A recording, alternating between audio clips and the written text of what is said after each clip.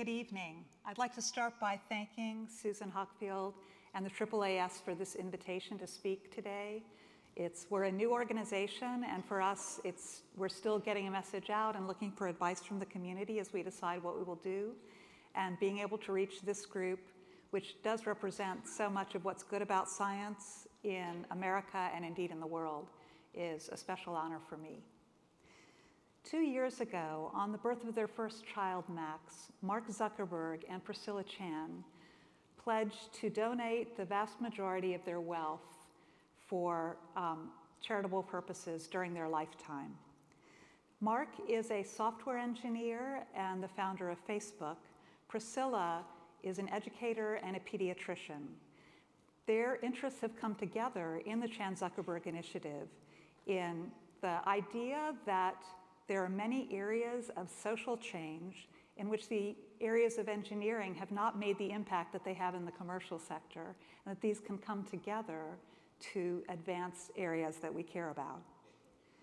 So the Chan Zuckerberg Initiative has as its idea the idea of making change in important social issues at scale, and in particular in using technology and collaboration to have a differentiated impact to complement and advance the work that's being done in a variety of other mechanisms. We have great respect and admiration for the work that the government does to support these areas and the work that other private foundations do, as well as the private sector. We just feel that we can add something else to the mix to move these areas forward. And there are 3 initiatives within the Chan Zuckerberg Initiative. The first is in education, led by Jim Shelton, a former Undersecretary of Education. The second is a Justice and Opportunity Initiative that's being run by David Plouffe, who ran the 2008 Obama campaign. And then the third is a Biomedical Science Initiative that I'll be telling you about today. So the Chan Zuckerberg Science Initiative was announced on September of 2016 with the goal of supporting science and technology that will make it possible to cure, prevent, or manage all diseases by the end of the century. Now, this is a very bold statement, and it inspires skepticism. There's no one in whom it inspires more skepticism than my fellow scientists. And so in order to talk about this, I'd just like to say a few things on the start, that this is not a statement of arrogance, but rather a statement of respect for the kinds of advances that have happened in medicine in the past 80 years as a result of science. So let's go back to 1934. Of the top 10 causes of death, 4 of them are infectious diseases because there are no modern antibiotics. And these are diseases that we can now cure with antibiotics that we could not cure then. In the 1930s, we did not know that high blood pressure and high cholesterol are risk factors for heart disease. That was discovered in the Framingham Heart Study in the 1960s. And as a result of that science, we have developed blood pressure control medications as well as statins to control cholesterol that prevent an enormous amount of cardiovascular disease, so that these diseases are killing people 20 years later than they used to. And that's not even to talk about some of the advances in areas like stents and bypass surgery and pacemakers and organ transplants that are advancing those same fields. There was no chemotherapy in the 1930s. Either the cancer got cut out of you or it killed you, or both. But the advances that have happened in chemotherapy, first in the 50s and 60s, and then after the war on cancer, the discovery of basic cellular mechanisms of cancer in the 1970s and 80s and thereafter, have led to advances in cancer treatment where there's been a systematic 1 or 2% decrease in cancer deaths per year for the past 25 years. The advances of science have had tremendous impact on the practice of medicine. And we think that this is a great example to inspire us to do even more in the next 80 years. Now, one way of thinking about what this statement might be is that we would like to make the progress that would happen in 1,000 years in 100 years. And this is an engineering sensibility. Engineers believe that anything you do, they can make you do 10 times faster. And so that's where Mark Zuckerberg comes in to Priscilla's passion about medicine, her belief as a pediatrician that what was needed for pediatrics was more science to give ways to treat these children that she could not cure, and to put those things together. So interpreting all of that together has led us to our idea over the next 10 years that our mission is to accelerate biomedical science. And we have theories about how to do that. The first is to develop new tools and technologies, and the second is to support open and collaborative models of research that will make all of us work more quickly. So how do we imagine we're going to do that? We have three major themes of ideas about how to accelerate biomedical research. I had the great fortune early in my career to work on a gene called NU, or HER2.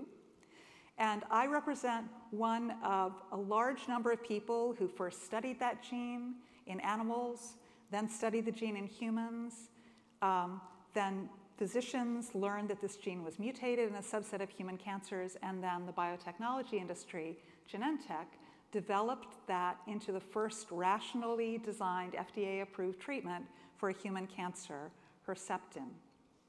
So that's used now to treat about 100,000 women in the US for breast cancer every year, and it's literally changed what used to be one of the very worst possible diagnoses you could get in breast cancer to one of the best, because there's now a highly effective drug to treat it. Now, I don't want to overstate my contributions. I am one very small person in a chain of people, and that's one thing that we want to do for biomedical research, is to appreciate that the problems that are out there right now are complicated. They're not going to be solved in their entirety by individuals. They're going to be solved by different people working together and bringing their ideas together to make progress on hard problems. That we need to make the path from experimental science to medicine, to engineering, to technology faster. And so one way to do that is to support collaboration between these groups. And increasingly, we're thinking about how to include patients in that collaboration as well. The second theory we have is that every scientist is as good as his or her tools, and that great advances in science happen as often by changes in technology as by changes in concepts. So we symbolize that with the microscope. Before the microscope, nobody knows that the human body is made of cells. After the microscope, everyone can see this. Working on tools and technologies is a way to raise all boats and make all of science more effective.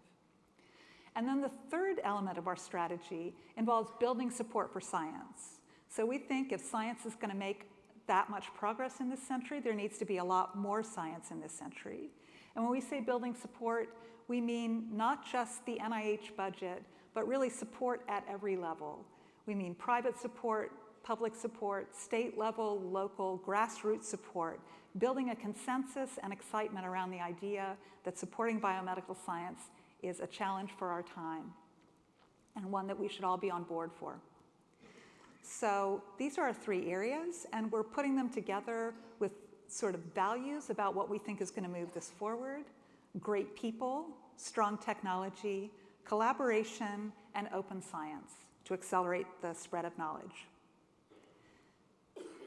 So how are we going about doing that? I think the first thing that I can do to explain to you what the Chan Zuckerberg Initiative is going to be doing is to show you this slide. So if you came to our offices in Palo Alto, these are some of the people that you would see. And these are some of the people on the science and technology team. So we have a series of science officers, people who come from scientific institutions, people who have backgrounds in different areas of science, thinking about programs and working on them. We have a policy and communications team, and I'd just like to point out that Tanya Simoncelli, our lead for policy, and Jeff McGregor, our lead for science communications, are here at this meeting, gathering ideas, making connections, thinking about ways to push forward our goal of building support for science. And we have a technology team. The bottom two rows there are software engineers, people who come from the commercial sector, who've been developing products of various sorts or writing software, who have skills and abilities and the drive to take those advances back into the non-commercial sector. Because right now, the technology that's used to sell you stuff you don't need is more sophisticated than the technology your doctor is using to diagnose disorders, and the technology that scientists are using to handle the data we generate. And we would like to see that change, and I have to say, as a neuroscientist, I happen to know that many of the advances that have been made in machine learning and neural networks come out of theoretical neuroscience. So they owe me. And I would like to see that knowledge come back into the scientific field to make our work go faster. So what are we doing? If we look out at different philanthropies and foundations, we see two models that are commonly used, that different philanthropists have used to move fields forward. So one kind of approach is that of the grant-making foundation. So an example of that would be the Bill and Melinda Gates Foundation, with a strong interest in global health, supporting research worldwide to advance global health studies, however those proceed, with, I have to say, pretty incredible success. And another example of philanthropy is a research organization. So the Paul Allen Institute for Brain Science in Seattle is a research organization that's contributing to brain research through their own experiments, through their own experimental team. So what we're doing at the Chan Zuckerberg Initiative is a hybrid model. And we know that this is a new model because we're still confusing a lot of people when we try to talk about it. So our idea is that we think that there are a lot of great scientists out there. We want to fund external grants and partners by identifying great scientists worldwide who share our goals and our values to move science ahead. But we think that the scientific field is maybe not as well supported in the kinds of expertise that it has in computational biology and in software engineering. And in these technology areas, we can help to build the tools that will be used for scientists, really working side by side and in partnership with the experimental scientists that we fund. So we're building various kinds of, for example, open source software and other kinds of tools to enable experimental partners to do better work. So those are general ideas, but you have to start with specifics. You have to actually start in some direction and think of a problem you're trying to solve. So how do we choose projects? We choose projects, first of all, by looking wherever they come from, within our own science team, within our engineering team, from the community as a whole, from what we read, from what people might present to us. And then we evaluate them. We evaluate them in our own group, and we evaluate them in partnership with a really tremendous science advisory board who spend a lot of time with us, helping us think through what we should do next. And these 8 people are notable for 2 things. The first is that they've each made a really important contribution in their own work in science or technology. And the second is that each of them has also been the founder or the leader of an important and innovative research institution. And so I think these 8 people represent collectively about 250 years of scientific experience, and they're great people to help us think about what should we be doing? What can we do that's different from what other people are doing? What has been tried and worked at other places? What has been tried and failed, perhaps even more importantly? We don't want to make the same old mistakes. We want to make new mistakes. And having this group of advisors has been really spectacular for us. And then finally, no matter how many people you have in a room like this, you don't necessarily have all the smart people in the room. And so we reach out a lot to the external community to ask scientists to help tell us where the gaps are in their field. What is slowing them down? What is it that could accelerate their research? And I have to say, people have been great about not just telling us that it's more dollars, but really thinking deeply about what kinds of bottlenecks are keeping particular fields from moving forward. So when we identify areas like the state of sharing of scientific information or microscopy or various kinds of medical problems, we have workshops. We invite people to come and talk to us at every level, from students and postdocs to very senior researchers.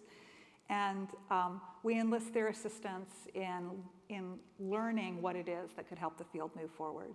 So these are just a few of the workshops or panels that we've hosted, a few of the wonderful people who've been giving us advice. And we think that this is really the way to do our work, because Priscilla Chan, who is our leader and my boss, believes that you should stay close to the communities that you're trying to serve. We need to stay connected to the scientists and their needs if we're going to do a good job of accelerating science. And then we put all that together and we ask the following kinds of questions. is what we're proposing something that could have a systemic effect? If you funded one lab, you funded one lab. Are there things that you can do that can make a lot of labs move better? Second, does it scale? This is the engineering sensibility. Can you build something up to do more? Third, can we make a differentiated impact? What are other people doing? Go talk to them. Where do they see the gaps in what's going on now? What do they think they're already doing well? And finally, we're a year and a half into this. We need to learn from everything we do. We need to pay attention and get feedback and try to develop better projects as we move.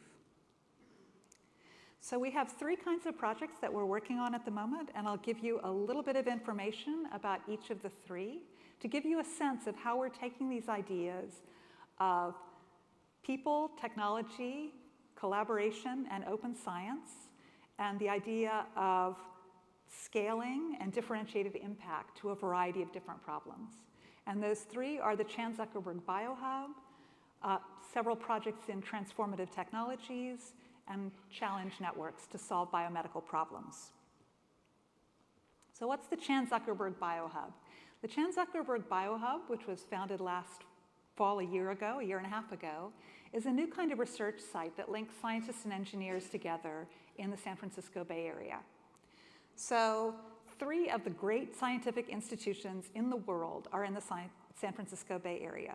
Those are UCSF, which is one of the great medical schools, University of California at Berkeley, which has tremendous strength in the physical sciences, in statistics and mathematics, and Stanford, one of the major homes of modern engineering and technology. Now, these 3 groups have tremendous strengths, and yet these 3 institutions have never done projects together, ever. And so there seems to be a lost opportunity to try to bring some people together to spread ideas back and forth between these institutions and communities. So the Biohub is a research site. It's in rented space in San Francisco at Mission Bay, centrally located. And it consists of a small number of in-house scientists who are working on a few projects and very specifically working on development of technology. It is led by Steve Quake, who is a professor of applied physics and bioengineering at Stanford, and by Joe Derisi, who is a professor of biochemistry and biophysics at UCSF. So these guys exemplify our ideas about collaboration between institutions and collaboration between scientists and engineers to work on problems. Steve is best known for helping to develop the non-invasive blood test that's used to diagnose Down syndrome without amniocentesis. Joe for helping to discover novel viruses, including the coronavirus that caused SARS. So the research projects that are launching the Biohub are related to their interests. For example, infectious disease discovery through Joe's research, and single cell technology and detection technology from Steve's interests. But beyond that, this is meant to be a hub for all kinds of technology and scientific development in the Bay Area. So they funded 50 investigators in the 3 Bay Area schools to be Biohub investigators. Those investigators have been given grants to work on projects that are daring and technological, and their only obligation is to show up at the Biohub one day every 2 weeks and talk to each other. Now, this also puts them within shooting range of a lot of very nice technologies that are being developed at the Biohub, and it is creating the connections between them that we believe will help to spread ideas both into and out of the schools. So not replacing the schools, not just embedding within them, but trying to create a third space where people can share information and advance science. And finally, the last component of the Biohub are a group of Chan Zuckerberg Science software engineers. They are embedded in that research site. They interact directly with the scientists there. And this is one of our ideas. Maybe the best way to develop new engineering tools is to have the engineers really side by side in the lab in a local area. And they're working, for example, on software platforms for detecting novel infectious disease agents. What else? So this is an example of a single research site linking science and engineering. What about helping all of science by developing better tools? So we would like for science to develop tools that are robust, reliable, scalable, and shareable that can allow people to build on each other's discoveries and move the field forward. And in doing that, we're taking a very broad idea of what a tool is. I'll give you 2 examples of technologies that we're working on. The first is that we're doing a set of projects to advance and to accelerate scientists' ability to share their knowledge with each other and to discover other scientific knowledge. And we are doing a combination here of funding groups that we think are doing innovative and important work and building software tools to make that happen. We are funding, for example, BioArchive at Cold Spring Harbor, which is the largest and fastest growing preprint server in biology, to encourage scientists to share their results with each other prior to publication and formal peer review. The physics community has been doing this for 20 years, works pretty well. We're excited that the biology community is doing it. A year ago, it was clear that BioArchive was really taking off, and it was 2 guys in a garage at Cold Spring Harbor. And they were going to need some help to scale this up. So we're helping them scale this up into a better tool, while taking no editorial ownership of what they're doing. At the same time, we're also building tools on the other side to be able to discover the knowledge that already exists. So in biomedicine now, there are about 1 million scientific publications every year. And I can't read them all. And neither can anyone else. And so we need help in understanding which papers we want to read. And we want to be able to search broadly for what might be useful in our field. So there was a small Canadian company called Meta that was developing machine learning and artificial intelligence as a way of interpreting the scientific literature, of identifying areas that would be of interest to a particular scientist, and of, in a personalized and predictive way, bringing to you the papers that might be of particular interest to you or that might influence your research going forward. Now, this is very much an experiment. It's something that we're excited about doing. They were working with publishers in a venture model. We are taking them to work directly so that this information can be provided directly to scientists at no cost to try and advance scientific research. And this is something that we are building. Just to give you a sense, I told you if you came to my office, I would show you some of the people you'd see. These are the other people. This is what it takes to actually build software in a way that can be generated a product that's widely used. This is the size of the Chan Zuckerberg Meta team. It includes software engineers, machine learning people, applied machine learning people. There's a collaboration with a wonderful natural language processing researcher at the University of Massachusetts, Andrew McCallum. It includes people with job titles that I had never even heard of before I started this job, like UI, UX, user experience. And that's what and we feel that we can bring this to this kind of sector with people who have experience both with science and with other kinds of approaches to move the field forward. A second technology we're working on is very much in the area of experimental science, and that is a new project called the Human Cell Atlas Project. This is a project that at some level was started in the 19th century, and that is an attempt to really understand what all the cell types are in the human body.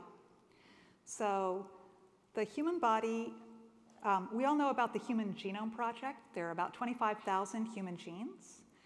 The Human Cell Atlas Project is the idea to do the same thing for human cells, but there are about 37 trillion cells in a single human body. So it's a bigger project. But it's also, it's advanced by the fact that those 37 trillion cells are not all different, right? They fall into large categories. All red blood cells are pretty much the same. But the reality is we do not know how many different cell types there are. We do not know whether there are 10,000 cell types or 1 million cell types. And to just understand what they all are, where they are, what their neighbors are, their numbers, and also their molecular composition is something that's become possible in the past few years through advances in single-cell technology, including things like single-cell RNA sequencing and spatial in situ sequencing methods that let you look across space at where different genes are expressed. There's been a tremendous amount of excitement about this in the scientific community. We started to interact with that community to ask them what we could do to enable this discovery and move it forward. And we heard a number of things. For example, we heard that there are many projects going on, but they were all going on, each organ was going on in a different place with a different group of people, a different data platform, different metadata standards, different technical standards. And the ability to compare and contrast between these projects was non-existent.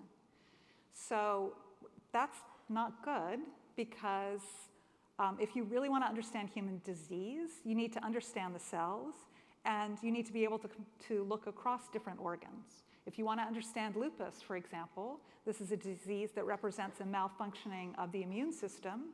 It causes a skin rash and ultimately leads to kidney failure. You don't want to have those three projects in skin, the immune system, and the kidney completely isolated from each other. You want them to be interconvertible. So this community is being led by Sarah Teichmann at the Sanger Center in the UK and Aviv Regev at the Broad Institute at Harvard and MIT. And we are supporting that in an enabling function, again, with a combination of funding and building. We're funding researchers worldwide. We're following the leadership of the scientific leaders that grew up naturally in this project and organically created this grassroots interest in this, and to determine what really needs to be done.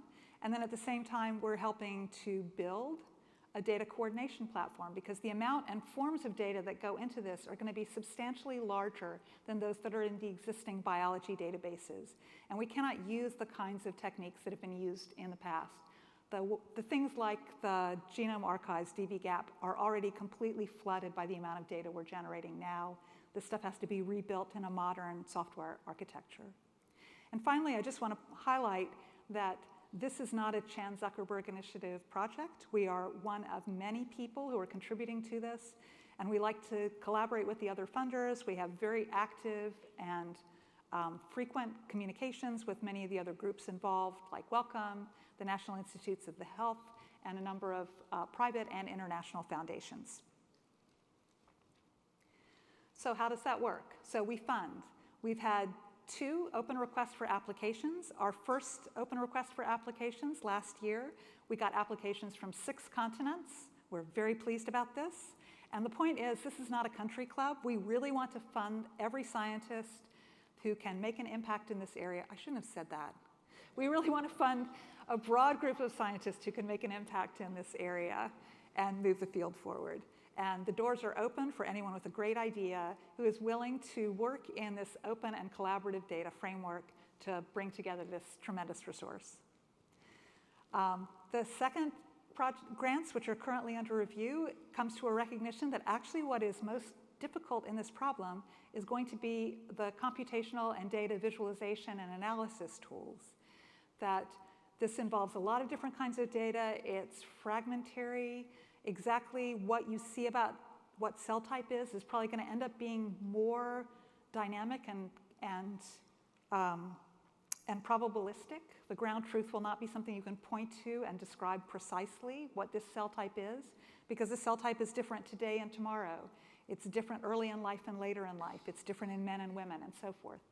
And so really thinking hard about the computational tools and the data problems has been another area we've been very excited about, the enthusiasm with which this community has come up. And just to be very clear, we have software engineers, but we actually believe that a lot of the best ideas and algorithms are going to come from the scientific community. But they're not in a position to turn that into hardened software. They don't have teams like the Meta team that I showed you. They make something that our engineers refer to affectionately as gradware, which solves your problem, but it doesn't even necessarily work for the next grad student in the lab, let alone for another lab. And it doesn't work on the next version of the operating system of the computer and so forth, right? There's a different level that comes into hardening something to make professional software that we feel like we can add on and help the people who've come up with the great ideas to disseminate those ideas as widely as possible to make the most progress. And in parallel with that, again, we are concerned about data, and we are working together on, I think, what is going to be the first cloud-first data coordination platform for a biology project written using a modern modular software architecture. And we have people in our engineering team from places like Amazon and Google who have a lot of experience in this, but they don't necessarily know all of the biology that you need to build a really good biology data platform. And so we are funding and collaborating with 3 of the great groups that have been historically building the best kinds of tools for biologists. These include the European Bioinformatics Institute, EBI, which is funded by the European Molecular Biology Groups, a 28-nation group, the Broad Institute of Harvard and MIT, and the University of California, Santa Cruz, known of course for the genome browser. That picture there shows about 50 people who are working together on this project at these 4 sites. They meet jointly quarterly to go through progress on these data platforms. And we have our first prototype that has that you can put data into and get data out of. And we think we'll be able to serve up 1 million cells for the community for free and open research use by all non-commercial users within the next 6 months or so. So here again, open science. We don't want to have any access controls to this. And that means, for example, that all of the data has to come from human subjects who have consented for their data to be available in this way. But we know from our colleagues at EBI that if you have a database that requires some sort of authentication or special permission to get access, that database is used 100 to 1,000-fold less than a fully open database. And we want this to get out and to move science forward. Can't necessarily do that with patient data. We're not expecting to. But we think that for the normal foundational control data set, that should be open to everyone. And there are great examples of that in genomics from the past. For example, the 1,000 Genomes Project, which had the genome from 1,000 humans and serves this kind of a reference function for those 25,000 genes, is a completely open project. And finally, we're collaborating. We're finding through our very close interactions with the researchers we fund and with the data groups where there are holes in the repertoire. For example, there's some very cool technologies that let you analyze the expression of hundreds or even thousands of genes in a tissue slice, basically in a pathology slice, so that you're linking classical sorts of histology and pathology to gene expression data. And it turns out that these methods are limited by the speed and the pipelines with which you can gather and analyze that data. So that one sample might take several days of imaging and several weeks of analysis before you actually know which genes were where. So one of the computational biologists at Chan Zuckerberg Initiative, Deep Ganguly, reached out to different groups working in this area, and they all said, man, this is a pain. I don't want to work on this. I want to make my part of the technology better. And so Deep is collaborating with all of these groups to develop one general purpose software tool that can be used for all of the spatial transcriptomics methods and shared among them. And again, we're doing this completely in the open. It's on GitHub. You can download the code. You can modify it and make your own versions of it. The point is to move the field forward, and we're excited to be able to work with, at this point, most, or perhaps even all of the groups that are doing technology development in this area, about a dozen. So that's technology, and that's how we're thinking about how we can work side by side with scientists to enable their work. The third area I want to talk about is something we're calling challenge networks, and that is an idea that we want to actually, in some cases, directly address biomedical problems and find ways to move the field forward by supporting new technologies and by supporting open and collaborative models of research. So we think of one way of imagining what we think a challenge network is something like a virtual institute. We don't think all great science is in the Bay Area or in the United States. We think that there are great people in a lot of places. How can you make them interact with each other as effectively as possible?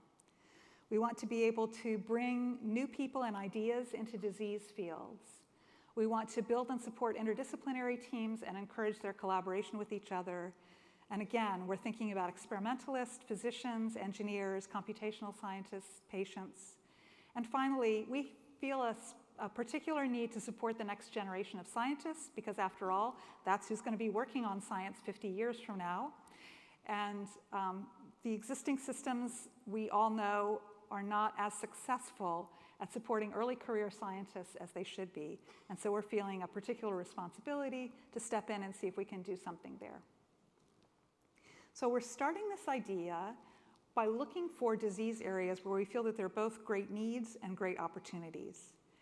And we have started in the area of neurodegenerative disease because there is really no doubt that there is a great need here, but there's also an opportunity.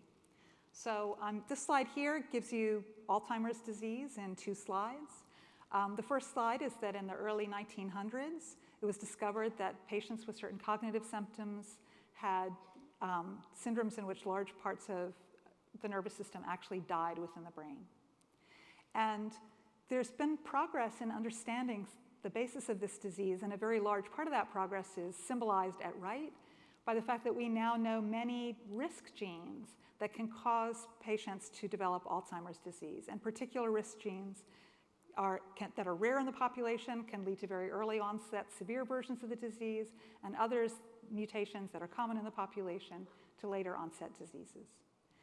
But there's a tremendous gap between those 2 slides. We don't know what the mechanism is by which those different kinds of risk mutations actually change the risk of this macroscopic change in the brain 70 years into a person's life or later. And this is really an urgent problem because Alzheimer's disease is only one of many neurodegenerative diseases. The best known are Alzheimer's disease, Parkinson's disease, ALS, Huntington's disease, but in fact there's about 200 of these. And what they share in common is that they all cause neurons in the brain or in the central nervous system to die inappropriately.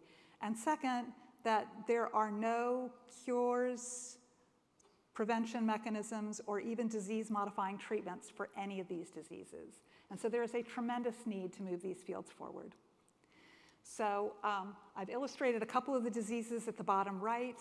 You know, there's genetics at this point for pretty much all of these major neurological diseases. And what seems to be missing is in between. What are the cells? What are the cellular processes that give rise to disease? How many cells are involved? What is the nature of the physiology and the pathology that gets you from the genetic risk to the ultimate manifestation in the disease? And one of the things that really attaches us to this and makes us feel there's a huge opportunity right now is that from those genetic studies, one of the things we have learned is that the risk for neurodegenerative diseases does not reside only in the neurons that die. For example, in Alzheimer's, many of the risk factors are genes that are expressed exclusively in microglia, the innate immune cells of the brain. And so understanding more about these cell types, which are very little studied, linking this to ideas like the Human Cell Atlas, we think has potential to generate the kinds of mechanistic basic science discoveries that will move this field forward. Now, some of you are thinking, gosh, isn't there already a lot of money in this field? And the answer is that from our studies and from our conversations, we hear that there isn't enough support for the basic science, for really understanding underlying disease processes and mechanisms, that the drive in these fields is an appropriate focus on treatments, but that does not leave the resources to go back at this earlier step. And if we're thinking about the end of the century, we want to think about those earlier steps. We want to think about what we can do now that might have consequences in 10 years or 20 years and 50 years. And that's the reason to focus on the science. So we are officially announcing our network of neurodegeneration researchers next week and opening calls for grant applications. We're calling this the Challenge Network. We're asking the scientists in this to engage with each other and with us to try to think of ways of moving this field forward. We're going to have 3 components of these networks. The first are a set of early career acceleration awards for faculty members within 2 to 6 years of their first independent faculty position, where we will provide substantial funding for 5 years to encourage people to solve important questions in neurodegenerative diseases. And we're particularly interested in bringing new people into the field. We think of these as crossover awards, where you could be trained in one field and now move into this field and try to make an impact on these difficult problems. The second thing we want to do is that we want to bring the insight from medicine into these fields more strongly. And so we are supporting a group of collaborative awards, which are not stage of career restricted, where we would like each collaboration to include a scientist of some sort or an engineer and a patient-facing physician, someone who works directly with patients and who understands the diseases from that perspective. We know everyone who's been in a medical school knows that there's one doc somewhere who knows everything there is to know about Parkinson's disease, but he doesn't do research. He sees patients all the time. We want to find ways of bringing that knowledge to the scientific community by supporting those people, by supporting them to act as collaborators and mentors, to give them essentially the free time, the funding that will allow them to engage in the scientific research of these communities. And finally, we want to work on building shared tools and resources, not just for the people that we fund directly, but to raise work in this field more generally. So I encourage you or the to think or to tell the people you know about these programs. We're really interested in seeing what we can do to make some progress. So finally, in summary, we're a new philanthropy. We're trying to make an impact by bringing new opportunities to bear in scientific problems, particularly those that come from technology. We want to support the scientific community through direct research funding, through grants, but we also want to build tools that make science better. And you can stay updated about our future opportunities and programs through a variety of different electronic platforms. Thank you for your attention.